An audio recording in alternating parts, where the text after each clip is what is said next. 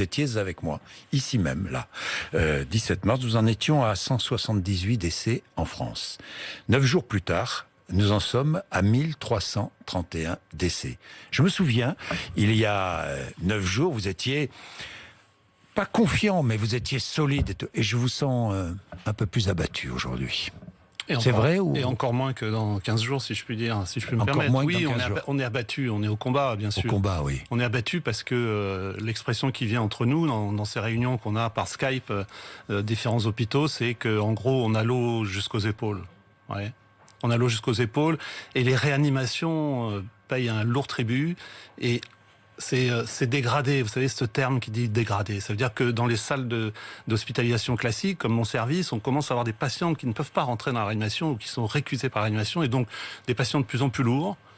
Et c'est vrai que c'est très lourd pour les équipes. Je suis désolé, je suis pas arrivé avec un discours à la fois combattant, certes, mais voilà, le pire est à venir. On nous dit que ça sera entre le 4 et le 24 avril, et on se prépare. On n'était pas prêt, il faut être clair. On n'était pas prêt. On le dira maintenant, on le dira demain. Oui. On n'était pas prêt. Il faudra le dire, il faudra expliquer pourquoi on n'était pas prêt. Et on se prépare, on ne cesse de se préparer à plus encore de pression, et c'est très très compliqué.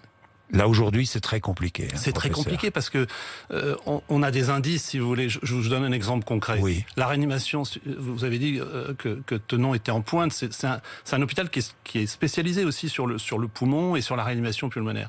Donc, qui a été très vite impacté, alors qu'il n'était pas prévu dans le plan qu'on soit impacté si rapidement. Mais le Covid-19, il frappe pas à la porte des hôpitaux. Il rentre, voilà, et après, une fois qu'il est là, il faut le gérer. Et la réanimation, 20 lits. 20 lits, on a déjà 34 patients parce qu'on a poussé les murs. On pousse les murs, c'est-à-dire qu'on utilise des unités de soins intensifs. On va bientôt utiliser des blocs, enfin des salles de réveil de blocs opératoires, puisque l'activité chirurgicale est arrêtée, enfin ou limitée. Donc oui, c'est une situation très préoccupante et très en tension. Aujourd'hui, vous refusez des patients. Vous ne pouvez pas prendre des patients en réanimation à Tenon?